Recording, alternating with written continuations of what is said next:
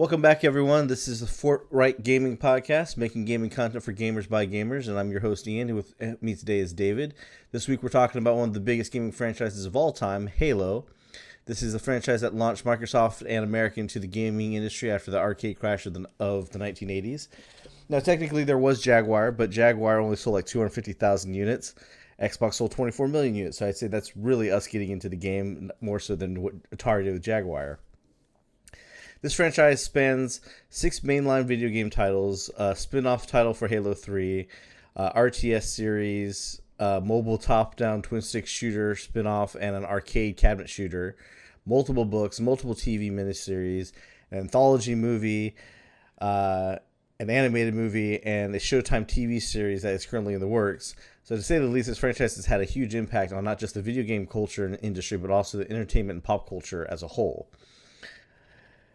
Now we're going to kind of talk about the rise, the fall, and kind of what the future is of this franchise since it spans from 2001 to today and even in the future.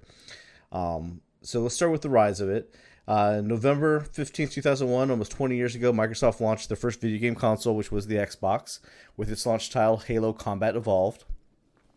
This was the first. This wasn't the first first-person shooter to hit a home console, and it wasn't the first first-person shooter to offer multiplayer on the home console either. That would most likely be like GoldenEye, or probably some older titles out there, but GoldenEye is probably the most popular one before Halo. This did turn out to be one of the best best titles for a first-person shooter on a console, and created a turning point in pop culture for video games. Video gaming was becoming increasingly more and more popular, especially in America. And with America joining the console wars, and with Halo, this was a huge turning point to become more mainstream, with more casual gamers than just the hardcore nerds out there. The success of the console and Halo is really what got more and more people into the mainstream gaming. I myself wasn't a fan of the current first-person shooters that were mainly out there on PC at the time, which were like Quake. I think I played Heretic, which is kind of a Doom clone, but that was more with fantasy and magic versus guns. The main issue with a lot of like System Shock. The System Shock's the older PC games. Yeah, the older not really PC console, games. But yeah, and my biggest problem with a lot of the first-person shooters at the time, at least the ones I played in, like the Quake clones and all that, was that they're very much what I would call like a Twitch shooter, where it's very, very fast-paced movement. It definitely takes a learning curve to get used to the point where it's like, this is too fast and too nauseating, so I'm not going to play it. But you have basically had to twist my arm and drag me into playing Halo for the first time. I remember you telling me, like, no, it's going to be good. It's going to be good, man. Trust me. So do you remember that first night? Like, I remember spending the night at your house. You're like, no, trust me, we're going to play Halo. It'll be awesome. ooh, I don't remember too much. I just remember marathoning that game all night long, and I remember you said it, like, we almost beat the whole game in the single sitting. Like, we just, like, our butts didn't leave the seats. It was just jam on through and have a blast and drinking soda all night long. I mean, the game's a lot of fun. For me, this game was so good because it was a total package that offered to the gamers, and multiplayer experience, it was very rare for you to get split screen like this, right? You had co-op split screen, 2-player. You had 4-player split screen multiplayer. And then you could use a LAN party, right? You could connect your Xbox to 3 more Xboxes on a Switch of some sort, or to another Xbox original, right? And then you can have up to 16 players on multiplayer. So this is on top of, great controls, balanced gameplay, amazing sound, the awesome soundtrack by Martin O'Donnell. There are a lot of great memories you can have by playing this game, and I still have a lot of great memories from playing this game, especially on a big old 70-inch big screen TV back in the day, which nowadays is like a massive television, comparable to like a massive LCD, LED TV. But there just wasn't any other experience out there like that at the time, and to some degree, I want to say there still isn't an experience like the original Halo 1. I definitely say, like, the concept of a LAN party was something that at the time was only with PC gamers, and it's only people bringing their giant, well, not even giant, like nowadays PC towers are huge, right? But they basically had to bring their PC tower, and they had to bring their giant CRT monitors with them, and you'd see people with multiple dining room tables lined up and wires everywhere, just so their friends could play a multiplayer game at a LAN party. Like, seeing that, like, yeah, that's fun to do, but that's a lot of equipment and a lot of power plugs and plugging it in. to where Microsoft made it so easy with the Xbox here. Take this one box, plug it in to the wall, connect to each other, and then boom, you're set and you're done. So it completely like simplified the LAN party concept too, which made it really easy for more people to get together and play. Now, this game couldn't have captured the attention of so many gamers without bringing something new to the table. Halo really brought two specific things to the game industry at large: innovation and high production storytelling. And that is a big thing. Like when you look at gaming now, almost everybody is just copying everybody's idea and running with it, and there's no real innovation, except for probably new ways to charge us money for microtransactions. But the thing that makes Halo stand out was its innovations. Now, some of the innovations that it brought was Halo 1 brought a large outdoor-indoor map, split-screen co-op multiplayer, and a 16-player LAN gaming, and a compelling narrative in the Master Chief, the Covenant, and the Flood. So you have environments, you have split-screen co-op, you have LAN party connectivity, and a really good narrative that's told in a very cinematic way. The big thing with the indoor-outdoor is that the background loading, right? Like before, you have a game and you have your indoor level, and then you have to wait for a loading screen to load the next level, which was outdoor. Halo very much went from starting inside a tiny ship to walking outside, and then you're in this massive landscape, and you're going in and outside facilities without loading because everything's loading in the background. Yeah, that map, Silent Cartographer, is the one you're mentioning in Halo 1. It still serves as like a litmus test for whether or not you can design a good indoor-outdoor environment, which, but mind you, from an engineering standpoint, is a challenge. But they not only nailed that like engineering side, but they also made it very playable, even still to this day. And I think one thing worth mentioning about Halo 1 is it was developed in 6 months. When you think about that, that sounds insane. Microsoft acquired Bungie. They were originally going to develop it for the Macintosh, the Mac OS platform, and then they kind of snatched them up, and then within 6 months got them to crank out this masterpiece. So what they pulled off is amazing. Yeah, and it definitely changed generation. I remember seeing some of the very first footage of Halo. You can see in some of the documentaries when they were designing it for the Mac, and it was a completely different experience. It wasn't a first-person shooter. It was almost like an RTS top-down view of the game. So they did a massive change of direction, and probably for the better at the time. Now, Halo 2 multiplayer is what really launched the Xbox Live platform to the gold standard it is today. Before Halo 2, multiplayer was really limited to rooms hosted by specific players, where you would jump into somebody's lobby. But this time, Bungie created matchmaking, which had become the benchmark for skill level balancing in online gaming. So basically, you just hit a button and it's going to matchmake you with people who have the same amount of type of experience as you do, and you're not going to get stuck in a room with a bunch of pros who just decimate you, right? This really helped reduce player frustration with multiplayer, because when you're playing on... My recollection of playing first-person shooters on PC is, one, I'm inexperienced in playing with a bunch of people who are going to kick my ass. Yeah, and two... It's pretty true. And two, I'm going to be waiting forever for a room to load, and hopefully I don't get kicked out of that room because I'm trying to find people who will let me play with them, right? Matchmaking kind of let go of all that, so you can just easily match up with people and then jump right into a game, right? Yeah, they had the Bungie, yeah. They had the Bungie stuff too, which I thought was interesting, because if you were really interested in how you got owned in a match, you could just go on Bungie.net, look up your gamer tag, and then you can see the map and what was used against you, how you were killed, how many times you were killed. This is before post-match gaming kind of had a bigger like report, if you will, where you could have these tabs you can kind of look at stuff. So Bungie.net was pretty innovative at its time. Oh yeah, definitely Bungie.net. That was a thing that if you really got into it, you would go to your matches, study how you got killed, see where people were at. Like that's how like people found the sniper perches that were at the top of the Blood Gulch Canyon, that you could sneak up there with a ghost and sit up super high where nobody expects you to be at, and then just snipe from the whole map. That type of stuff didn't exist before. Having that in there just gave a whole new level of interactivity and people like getting really competitive, and actually brought kind of more pro gaming to consoles because of that. So Halo 2 also launched, I would say, AR gaming, or augmented reality gaming, because before this there wasn't really AR gaming. It wasn't really a thing. It wasn't even called AR gaming when this launched. But Halo 2 was such a huge thing that it was the only video game to have its trailer actually displayed in the movie theaters in front of a movie. I don't remember what movie it was, but I remember hearing stories that people would only go to watch the trailer. But at the end of that trailer, where you have the Xbox branding, instead of saying Xbox.com, it would switch to ilovebees.com, which had put people on basically a scavenger hunt online. One of the first major ones that ever happened, where people were decoding messages on a hacked website, uh, listening to little story tidbits that gave you a little bit more lore in the universe, and ultimately ended up from people getting geography coordinates to payphones at specific locations and times all around the U.S. where they would go, the phone would ring, they pick it up, and there would be somebody on the line telling them a story snippet from the Halo universe, right? Oh, I think the biggest story I remember hearing from that was like there's a hurricane in one section of the country, and somebody still went out to the payphone to answer. They're like, "Okay, that's cool that you came out here, but there's a hurricane. Please go to safety."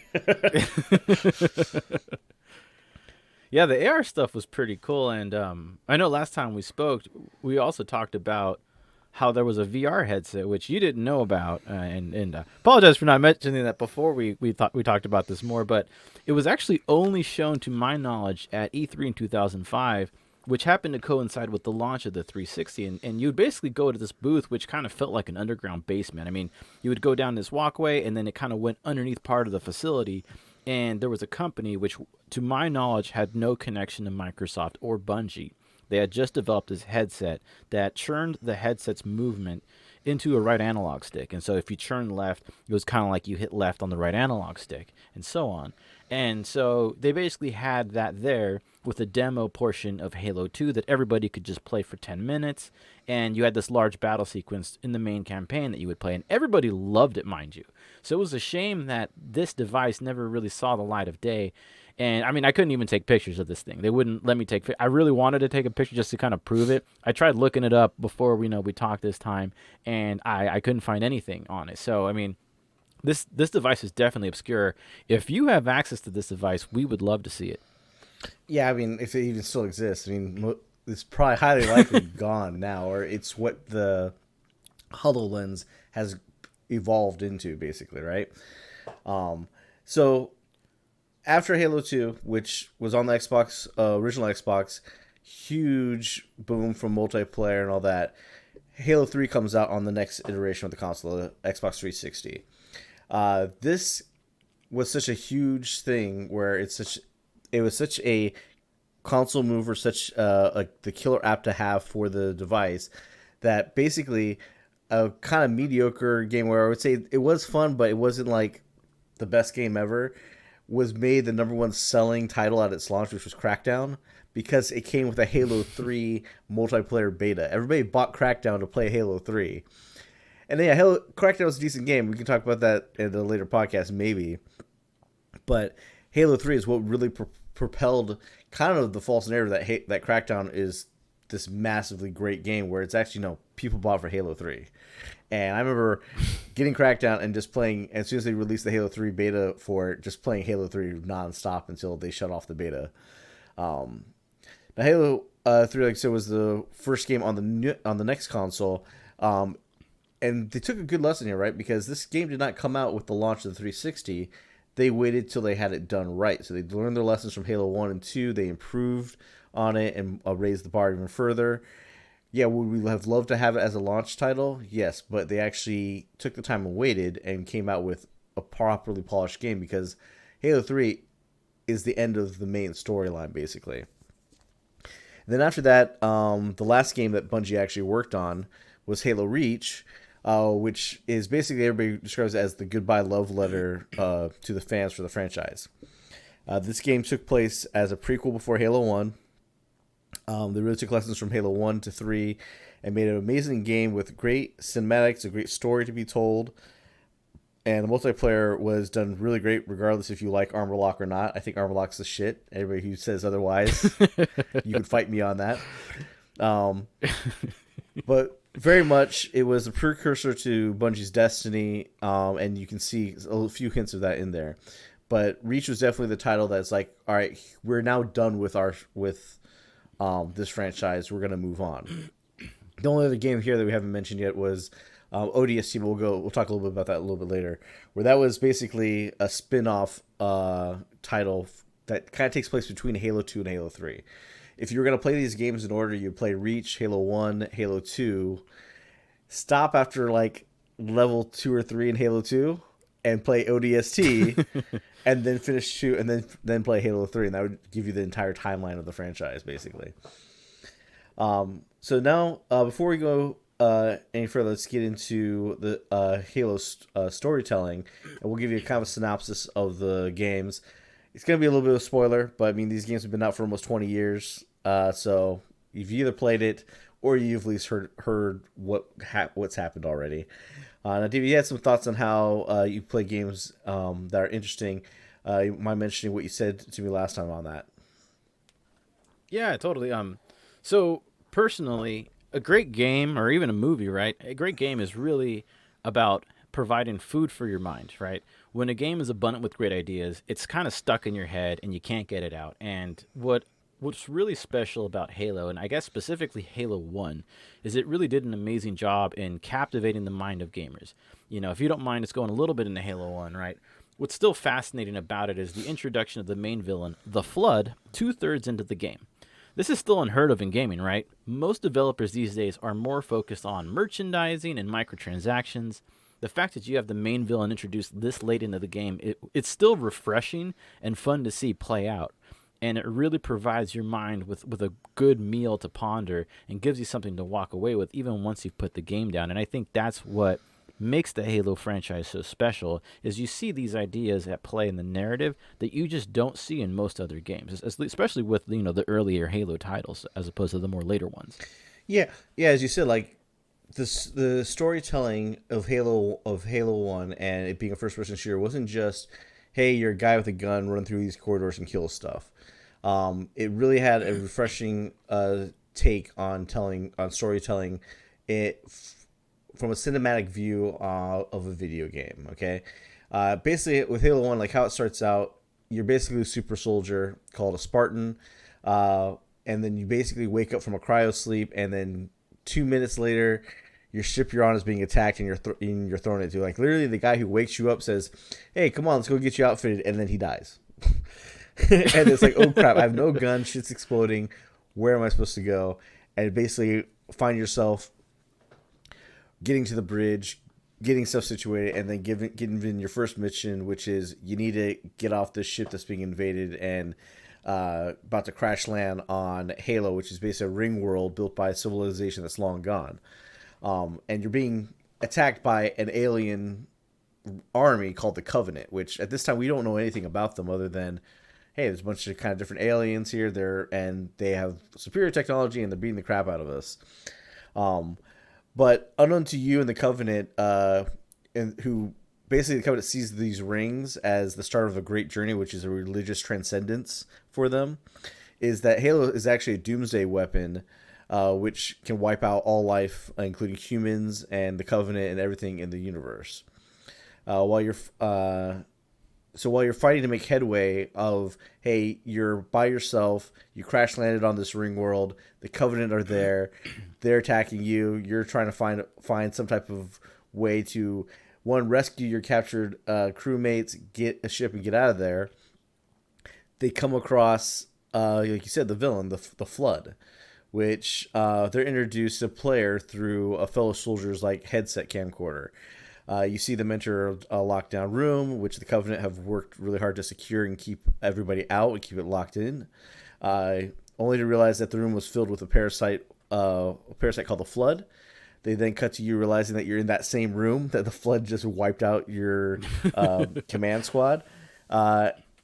Then that's basically where the recording ends. So that's one of the major scenes in the game that was done very cinematically, showing you not just that sequence of them getting overtaken by the Flood, but from like the beginning of that level of them having banter amongst soldiers, exploring the facility, finding this room, wondering what the hell is happening, and then coming across this parasite that ends up being a huge issue that's going to possibly destroy the galaxy if it gets out. So before you know it, you suddenly realize that the Halo rings the Halo ring itself was designed to stop the Flood, because the civilization that built it found the Flood, came across them, fought a huge war against them, and realized there's no way to stop the flood other than wiping out its food source, which is everything that it can eat. Anything that's carbon based or sentient life, the flood eats and converts it into the flood. So their solution was to destroy all life in the galaxy in order to stop the flood, to starve it out. And the Covenant, in their religious, pursuit. I mean, they want to activate the ring, which hence will destroy everybody. And these rings, there's more than one, right? You're only on one, but the rings can activate the rest, which can then further destroy more life. And you're now tasked with getting ahead of this so that this doesn't start. Yeah, and it's basically because you have this ancient civilization who created all this stuff. Nobody knows too much about it. You're not necessarily equipped to learn a lot about them either, because remember, Halo 1 is your one human command ship with a crew that crash lands by themselves on this ring world that the Covenant were pursuing. So it's not like there's a research team or scientists studying stuff to ready give you a ton of exposition. You kind of hear all this on the fly and then find out, oh shit, I got to stop this ring from firing, because if it does, we're all going to die. The Covenant don't even realize that's what's going to happen. They thinking that they're about to transcend to godhood if they end up lighting it. Now, after Halo 1 ends, that's where Halo 2 kind of picks up. Game picks up after the book called Halo First Strike, but you don't have to read that book to understand what happens. Basically, Master Chief escapes the ring at the end of Halo 1. He gets back to Earth, and that's where Halo 2 starts. You're back on a space station outside Earth. They set you all up, and then once again, just like the first game, about 5 minutes into you being back and being awarded for all your accolades in Halo 1, boom, the Covenant have found Earth, and they're attacking again. And now you have to run defense until you can get to an offensive mode, which is kind of the formula of Halo, which is you run defense for the first part of the game until you find out more about what's the bigger picture is, and then you can finally run offensively against your enemy. And also the nice thing was that there's no singular enemy here. It's not, hey, there's this one guy in charge doing all this who's commanding everything. If you cut the head of the snake, it's over. It's, hey, here's an army, which is a conglomerate of different alien races, which you kind of learn more of in Halo 2, because even Bungie will tell you in their documentary about it was that, hey, Halo 2 is the retelling of Halo 1, but through the eyes of the Covenant, since they introduce you to the Arbiter, who now plays as the second player in Halo 2. And that's why you get a mixture of levels where you're playing as this Arbiter and you're getting their point of view, and how the Arbiter and his race ends up finding out what you know, that, hey, Halo's a weapon and it's going to kill everybody. Let's not light this thing. Which adds even more deeper intricacies into that lore, right? You start off with just a survival mission, to an invasion of Earth, to a civil war within a giant covenant of multiple alien races happening all at once, right? And then Halo 2 ends with, like, what everybody will tell you is a slap in the face. It ends on a huge cliffhanger, to the point where basically it ramps you up for the next mission. The chief sits there and says, I'm here to finish the fight, and then bam, you're slapped with the credits. And you're like, I was ready for the next level. What happened? I didn't get to finish the fight. So then Halo 3 picks up after that, right? You're here to finish the fight. Chief has gone back to Earth, where the Covenant are, and they're going to finally stop the flood, stop the Covenant, and all that kind of comes together at the end of that game, making it the end of this story, which is Master Chief's journey from being lost in space to being reunited and disabling this massive threat to the galaxy. Now, in between all this, we have Halo ODST that pops up. Like I said, that takes place in between Halo 2 and Halo 3. ODST is what I would say is like your Star Wars Rogue One. It is a side story inside the Halo universe that involves no super soldiers, no special weapons or special abilities. It's just you're part of a squad who is there to do a mission. It goes completely haywire from the get-go, and you spend the rest of the game watching these soldiers kind of literally do things on the fly as they're trapped inside an occupied city, New Mombasa in Africa. And that game has a really cool like noir storytelling aspect to it with the mysteries that you find and what's going on. It's a very good standalone game. I definitely recommend people playing it.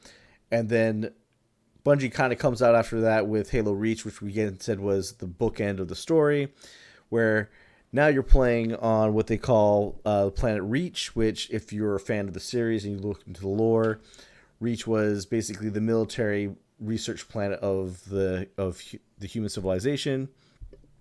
The Covenant attack in full force, and you're playing as another Spartan of a noble team. So it's you and like I think 4 or 5 other Spartans soldiers with you. Not playing squad play. It's still first person shooter, but you're playing with these other Spartan soldiers, and you're going through missions on trying to defend Reach, which ultimately falls.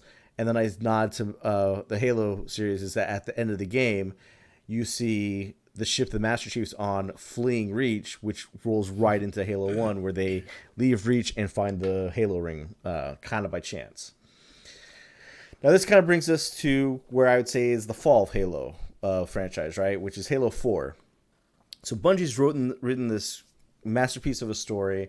They've gone across 3 main games, a spin-off game to give you a little bit more context of the universe, and a prequel game to let you know where kind of things began, and that, hey, there weren't any Spartans because they all died on Reach defending it, and Chief was the last one, right?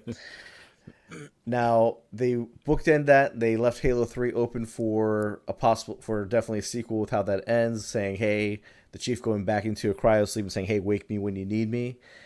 And said, okay, Microsoft, we're going to give you Halo. You can keep that franchise. We're going to go off and do our own thing, which led to Bungie being acquired by Activision and doing Destiny and what they're doing now.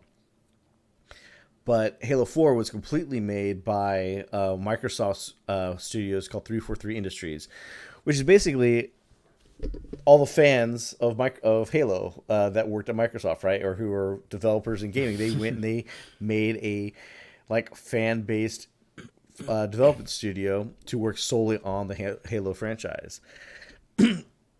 Now, this is where I say kind of the fall of the franchise happens, is because the storytelling changes here, right? And if you watch any documentaries or making of Halo 4, you'll see the developers tell you straight out, like, hey, Master Chief was a shell that the player inhabited in the first game.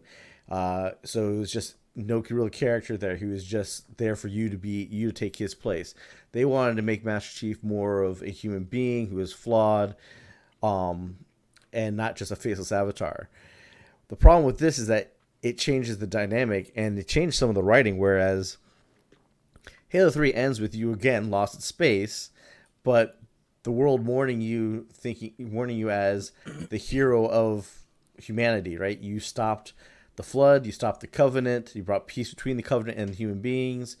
Everything is happy-go-lucky now, and then suddenly you wake up and you're fighting the Covenant again. We don't really know why. It's just it's kind of explained as a religious zealot cult outside of the Covenant who still kind of believe in something. We don't really know what. And then they give you a singular villain here who was introduced in the books a year prior to the game came out. So unless you're a hardcore fan and you're keeping up with every book that they came out with, which there are a lot of books, I wouldn't even know where to begin other than The Fall of Reach being the first one. And I have no idea which book is like the most recent. But those books introduce a character who they later try to like kind of retcon into the original Halo games with the Master Chief Collection. But when this villain shows up, everybody starts calling him by name as if like they know what he is and who he is. And as a game player, I'm like, why does everybody know who this guy is? And then when you finally reunite with a human force, they're not interested in you being a hero. They treat you like garbage and don't care that you're like, hey, I found this new threat. We probably need to take care of that. They're just all about, hey, give us your AI. It needs to get destroyed. Stop talking to us. The fact of like how disrespectful people were to the Chief, I'm like, this makes no sense. No way in the military this would happen. If you found like the savior of humanity, you wouldn't sit there and treat him like he was a private in the military all of a sudden. Yeah, and they really did. I'm not even sure if there's a good way to describe his character shift, but in the original, first 3 Halo games, and the first 3, he was very stoic. He was kind of like, just give me my orders. I don't care how impossible it is. I'll get it done. And then this time he's I would say they kind of gave him emotions that didn't fit his character. I mean, we're talking about a guy who's watched many of his friends and his allies just kind of fall in battle. He's seen some of the darkness of war, and then here he is, kind of like chasing Cortana. Almost to like kind of making him a little whiny, I would even say, in the process, and really shifting his personality from how you thought he was to this new version of Master Chief. And like you said, they're really 343 was really trying to give him more of a human touch, but I think that's something you would do best served by adding that around him as opposed to giving it to him. And I think that's why Cortana was so good in the earlier Halo games, right? Because she kind of was more human emotionally and responsive than he was, whereas he was kind of non-expressive. And I know you mentioned that this is kind of meant for you to fill his shoes so that he's not going to talk a lot. You're supposed to kind of be him. And if he talks more, that kind of takes you out of it. And I think that's why when you shift to 4, you see a lot of that disjointed experience with him as a character. And you kind of feel it too, because it doesn't feel like you fit in with that universe. Like you said, he's not respected. He's more emotional. And you don't really have a good villain in 4 either. So 4 was kind of a misstep in many ways narratively when you play it. Yeah, I mean, what the interesting thing was, like, 4 had a lot of good hype around it, and that's one reason why it was successful, because the hype around that game was, okay, we're going to bring the Forerunners, who was the civilization that designed the Halo rings. The Forerunners are going to come back, and we're going to fight against them. And it was interesting to see them bring them back, but bringing them back with a head of that army, which was, hey, again, the head of the Snake, which is controlling everything, has control over all of the Forerunners that you fight. When you kill him and his control is relinquished, it then leaves the question like, why am I still fighting the Forerunners in Halo 5? Like, why why are they there? What's their motivation? We don't know, because they were only there doing the bidding of one guy that we defeat at the end of Halo 4, right? Who doesn't come back. Spec Ops at least offered us a good narrative in what it did. Like you mentioned last time, you get to design your own Spartan, you get to play your own Spartan, and you go through this, this short campaign, if you will, as a, not even a Spartan really. You're just a soldier, but it was a nice experience. But the main campaign of Halo 4, by comparison, was nowhere near the level of storytelling or quality. Yeah, and as you mentioned, Spartan Ops was an add-on to Halo 4 that was an episodic adventure download that you download after the fact the game came out. Like, the game came out, all you had was multiplayer and you had the main story. Then Spartan Ops came out like every month afterwards, I think, after they started it. And it's a 5-episode campaign, which they weren't short levels. They were pretty long and pretty complicated as far as everything you had to do. It wasn't just, hey, run through this corridor, kill everything, hit a button, and you're done. There was a story being told there, which was really interesting, and actually ties more into Halo 5 than the Halo 4 main campaign. The Spec Ops, or Spartan Ops, actually gives you the precursor of Halo 5 more so than the Halo 4 story does. That was a great addition. That was like one way of like, hey, cool, you understand how DLC works. It should be more good content added to a game, not just, hey, here's some cosmetic stuff. Here's a pack of cards or a loot box to open. But you can definitely see the difference when you look at Halo 4 from the Bungie games, right? Because Bungie games, we talked about all the innovations that they made moving forward in gaming. What Halo 4 brought wasn't anything really new. It was due to the Halo franchise, but like the concept of supply drops, because you got so many kills, you can now get a drop and get 3 random weapons or 2 random weapons and a power-up boost that you get to pick from. That's Call of Duty stuff. That wasn't invented by Halo 4. They just took elements that worked in other games and put it into this universe and put it into this element. And yeah, it worked good and it was fun, but it's fun. It's just like Call of Duty multiplayer is fun. But it wasn't anything pushing anything forward. Now we get to Halo 5, where this was an even bigger misstep, where it's like, cool, here's Halo 5. We're gonna base this off of not only the Spartan Ops stuff having a good leadway into this, but we're going to also introduce you to some new Spartans, who the main character is introduced in a short film called Nightfall. which was released kind of like on the console itself and on the Halo app, kind of like as a video service. This is when Xbox One was like, hey, we're gonna do TV and video stuff. So that's what they pushed a lot on all this, on a lot of their launch titles. So Halo 5 is kind of tied to this new Spartan, who is Spartan Locke, who's basically a CIA agent who becomes a Spartan. Because what Halo 4 sets up is that they've restarted the Spartan program, but instead of taking children and basically genetically altering them into these super soldiers, they found a way of doing it to just regular soldiers, right?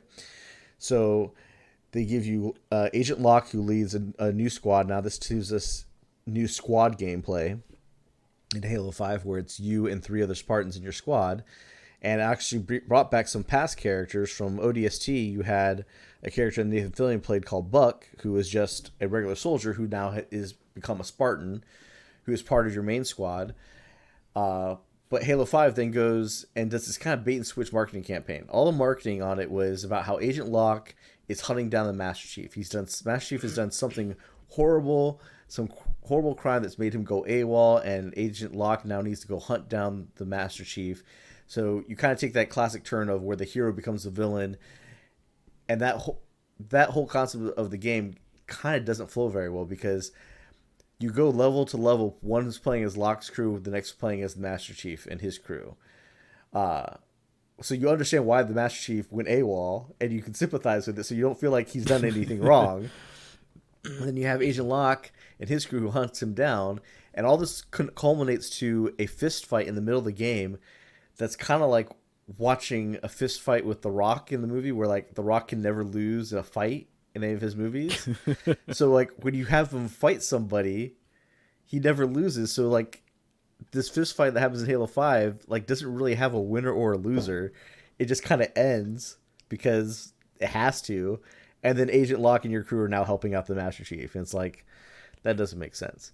And then the other big issue here is that throughout this entire gaming franchise, if you just played the games, Master Chief was the last Spartan until the Spartan program rebooted in Halo 4. But in Halo 5, they bring back 3 Spartans who were in the same training group as the Master Chief when he was a kid. And they don't explain at all where the hell they were, where they came from, where were they during the Covenant War, where were they during any of this shit. Why would your greatest assets not be in the fight against the Covenant in the last 3 games? Yeah, I had no clue what was going on in that game. It felt like I was given a coded message, but instead of getting a full message, I only got like 5 words out of 20, and I'm supposed to go search out the rest. And I'm not going to read the books. I'm not going to watch the movies. I'm not going to do all that. I just love the Halo games. And it was unfortunate that there were so many missteps with Halo 5, and Halo 5 is so different from Halo 4 even. Halo 4 kind of is this weird gap between Bungie Halo and 343's Halo 5. And at least with Halo 4, you had really solid multiplayer, you had a good experience, and the storytelling was sufficient. But in 5, it's almost like you have more questions than answers once you're done with the game. So 5 was really, really interesting from that perspective, but I mean, it's definitely disappointing overall, I would say. You mentioned the last time, if you're gonna play these games again, 5 you could skip. Yeah, I mean, 5 has such a huge change in the mechanics of how the guns feel, how the gameplay works. I mean, the big revolution of 4 was you could actually finally sprint and it not be like a armor ability. It was like, yes, everybody knows how to run, so you can run. Halo 5 introduced running and jetpack, and like a jetpack boost with it, and a bunch of other stuff. It's like, you've made the controls too complicated. There's so many things I can do here at my disposal. I just need a gun and to shoot somebody. I don't need to be able to ground slam them from the air, do a boost run to hit them in the back and kill them instantly. Just let me shoot them. So like, Halo 5 definitely feels like it's in a weird spot of how it plays through. It does a very cliche thing, because like, again, I said it makes the hero the villain, which we all see coming a mile away. But it's just kind of this weird amalgamation of like bad storytelling, bringing things in from the books that if you didn't read the books, you have no idea why they're there. And I get like a lot of media, especially video games, even books, even movies, they'll have spin-off things like comics and books or whatnot. And it's great to have that extra medium, but that extra medium needs to supplement your main medium for something. So like if you start off with movies and you put books into it, books are great supplemental backstory, but nobody would like watching Lord of the Rings movies if they had to go read 5 of their books to supplement information for the third movie, right? That would make no sense. So you write books and you write extra stories. That's great, but they need to be standalone stuff that doesn't necessarily affect your main franchise, but could realistically happen within the universe of your main franchise. Way they did it here was just, you're a fan, you read the books, right? We just brought people back for the books. If you want to know why, then go buy our books. It's like, what books do I have to buy? There's like 30, 40, 50 books, but now. I mean, I don't want to go and pick and choose and figure out why these 3 characters are here now. Which books do I need to read? That's just, you should tell me that in the story. Yeah, I'm a gamer. Show me, don't tell me. Yeah.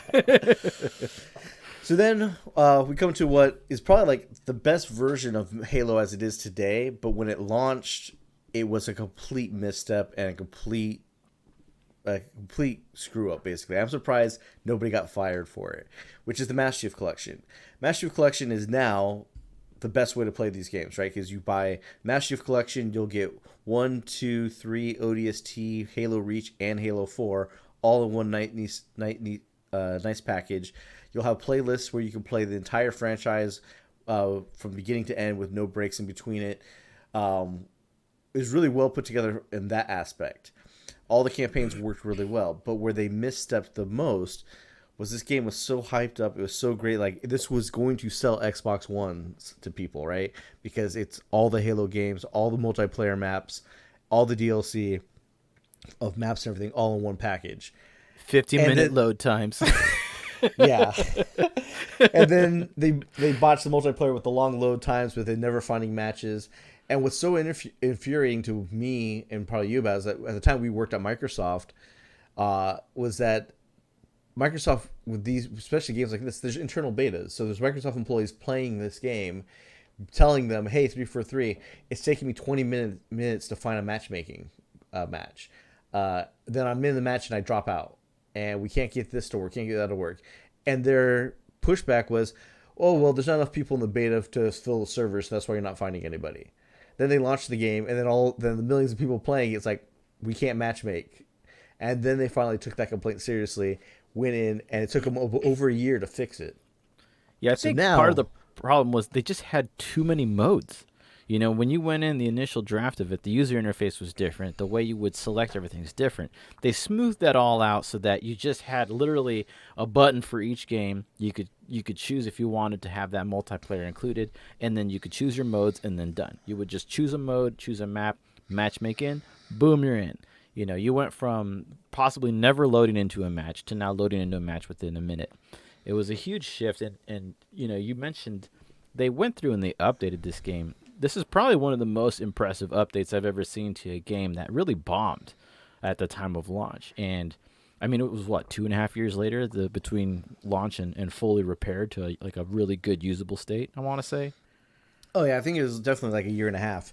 I remember like people were making videos constantly, like Halo Master Chief Collection a year later. Is it worth it? Should you play it? What updates are coming? And then they finally released the final update that made this what it should have been at launch, right? And this is where, like, that's where it's so disappointing with this game, is that it should have been where it is now at launch, and it would have been this game to sell Xbox One consoles to get people back on the Xbox bandwagon. But it bombing is just another aspect of today's industry where they rush to get things out for anniversary edition or to hit some magical date, and they don't give people the time to finish and polish the game. Where, hey, we're going to ignore that because we don't think it's a real concern. It's like, no, look at it and get it fixed. So, like I said, now, Master Chief Collection is something that you definitely want to get now. It definitely wasn't there when it first came out. I think the only bad addition to Master Chief Collection is the Mongoose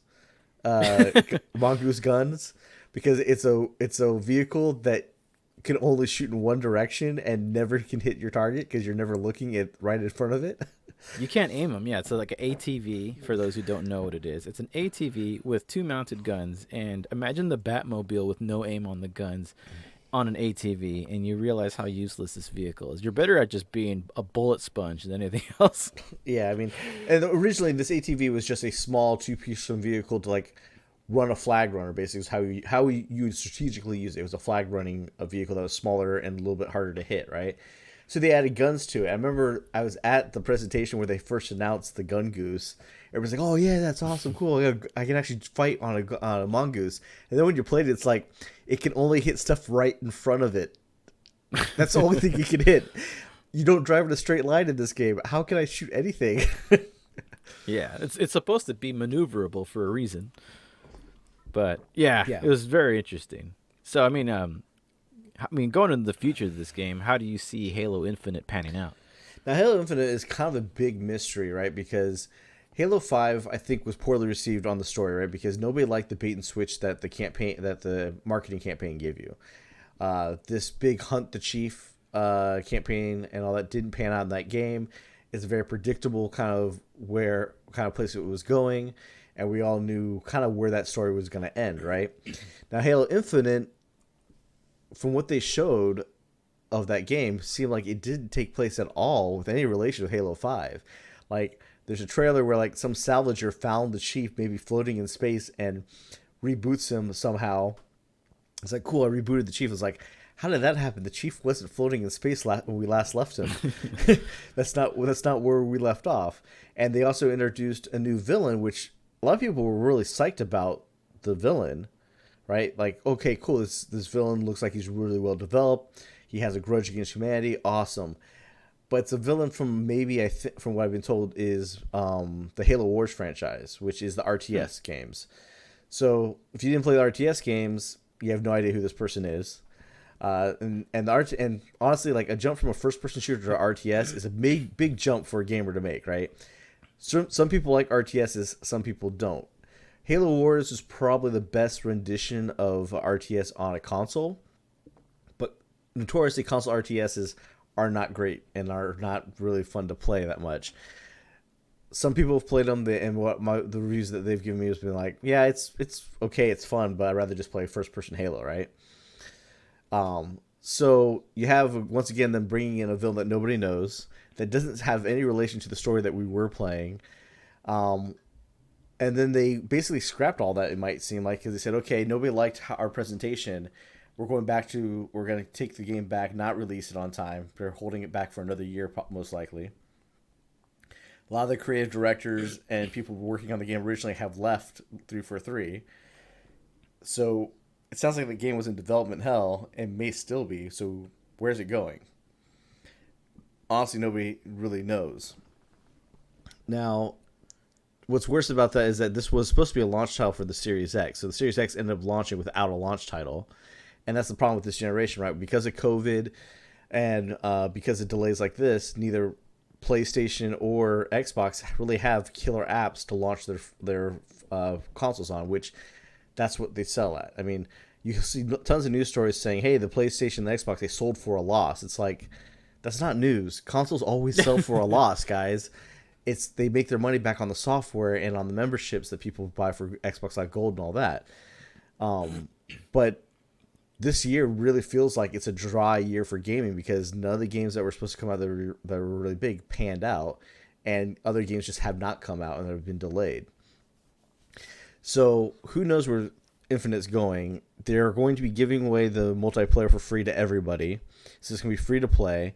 I wouldn't be surprised if it has a Battle Royale element in there, which, okay, I'm sick of Battle Royales. We've seen them all. Once you beat a Battle Royale, there's nothing else to do. You beat it. Who cares? Making it a free-to-play means there's probably going to be microtransactions in it because they got to fund keeping the servers on somehow. That's not going to make it any fun. And the story is a complete mystery, and if you're just going to tell another story in the Halo universe with Master Chief again, it feels like you need to be telling a story like ODST, something without the Chief. Like Microsoft has now put the golden handcuffs on Master Chief in themselves, saying if it's a Halo game, Master Chief has to be in it. And ODST and Halo Reach proved that you don't need Master Chief in a successful Halo game. You just need a good story and good gameplay. The gameplay roadmap is lined out for you. Now write a story. And unfortunately, I think, which is the biggest problem with the game industry, is nobody has a story to tell. Everybody's just copying game mechanics from other people and monetizing it to make money. Yeah, like last time you mentioned Fortnite copied PUBG. Yeah. And then Call of Duty copied Fortnite, and everybody has a battle royale. And if Halo puts a battle royale in there, then you know that 343 had no good new ideas. I mean, even in that gameplay demo that they showed us before they delayed the launch of the game, what was the newest thing that they showed us that the Chief could do? He had a grappling hook attached to his wrist. That's not new. We've seen grappling hooks. Hell, they had grappling hooks in Assassin's Creed. I mean, I was gonna say, what was that old game, Commando? I'm trying to remember that old game, Bionic Commando. Yeah, he had a grappling hook. It's like, as I said, the ideas are running dry. So, Infinite could be a wild card. Could they make a really good game? Maybe, but I think anything that has the Chief in it is not going to be compelling because his story is over. He saved the universe from the flood. Where we think they really should go with Halo is like what you had said was make a horror game. Make a game about the flood and the Forerunners before Halo. Do something in the universe, but leave the Chief out of it. His story's done. Tell a new story. Yeah, I mean, even if you have the Master Chief in it, I mean, it's not essential that he's a pivotal part of it. You can even have him cameo, and I think people would be satiated if you could just fight alongside with him. Kind of like Destiny, right? You kind of play and fight alongside Master Chief, so you kind of have that cool angle. But going into the horror elements and the action of it, what would really, in my mind, pique the interest of gamers, not even just the Halo fans, but really even non-Halo fans, is you're going to do this story justice, 343. I would say focus on the horror elements and the flood. And if I was in charge of the story, I would write the story out as this big battle between the humans, the Covenant, and the Forerunners in this big battlefield. It could be across multiple rings, across one ring, but in my mind, I think it's good to have it in like one ring, particularly one large battle, specifically in this big battlefield. And let's say there's a certain amount of troops in each faction, and they're kind of equal. Have the humans or the Spartans or whoever you play kind of start winning, and right when you're about to clutch victory, that's when the Flood show up, and amongst all the deceased people on the battlefield, the Flood now have the biggest number of soldiers to fight. And then you have to join forces with the Forerunners and the Covenant just to maintain your survival against the onslaught of the Flood coming at you. To me, that would be absolutely cool to see. And there's a lot, going back to the food for thought, when it comes to entertainment, I think there's a lot of cool things you can say with that. You have 3 enemy factions batting together to fight the Flood. It sends a cool message of how people can set aside their differences and work together against a common issue. And you're still giving players a compelling experience. To me, that would be a much better direction to take it. You can still keep the horror. You can still keep the action. You can kind of give yourself some of that Starship Troopers element when they first land, right? Because that's kind of what I think made Halo so interesting in the first place is you're overwhelmed and you have to find a way out of it. I would love to see a return to that type of storytelling with the Halo franchise. And that's what I would choose to do if I could have that creative control with Halo. And I can totally see criticisms and people comment saying like, well, hey, if you did that, you're just retelling the same type of story over and over again, right? And the thing is that if you really look into story writing and storytelling, literature professor will tell you like there's only 7 or 8 storylines ever, and they're all retold over and over again, just a little bit different in a different setting or a different character archetype with it, right? It's okay to hit the same theme points over and over again. Hit the point of, hey, we have to put our differences aside and work together. It's still relevant. People don't get along today. We're not living in a utopia where everybody gets along, and the concept of working together is not foreign to us. It's still a foreign concept, right? So it's good to tell these stories over and over again and bring new things to it. So that is our whole spiel, and like my rant on Halo. It was like how it was really good and then it completely came crashing down because 343, in my opinion, is a developing studio of fan fiction being written and not really creating core ideas of how to like write a real good game. They've just taken stuff from other games that have worked and thrown it into the Halo universe and say, hey, look, this is just like everything else. And as soon as I hear them mention a Battle Royale mode in Halo Infinite multiplayer, we're going to know they did the exact same thing again. So, hopefully that's not the case. Thankfully, Halo's now on Game Pass. You don't have to pay for it. You just buy Game Pass and you'll get to play it at launch for free instead of paying $60 for it or $70 for it, or whatever the new game prices are going to end up being. So, if you're a Halo fan, we already know you're going to play Halo Infinite. If you're not a Halo fan, or if you've never played Halo, get the Master Chief Collection. It's the best way to experience the best of the franchise. And let us know what you think, and let us know if we missed anything that you think that we should have talked about in the comments. Okay, so we hope you enjoyed today's podcast.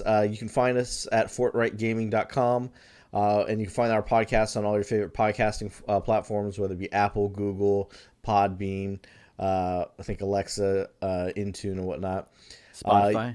Spotify, yeah, we are on Spotify too. Got that set up. You can also find all our content on FortniteGaming.com, as well as the podcast, our video content. I stream every Friday and Saturday on Twitch under the name Found at the End. We have a Facebook group called Fortnite Gaming as well, so you can reach us there. And you can also find us at Twitter under FortRightGami1. So that's Forthright Game 1, which you can also find on our website. So basically, if you go to our website, you'll be able to find links to all our stuff. As always, thank you for listening, and remember, Forthright Gaming, making gaming content for gamers by gamers. We'll see you next time.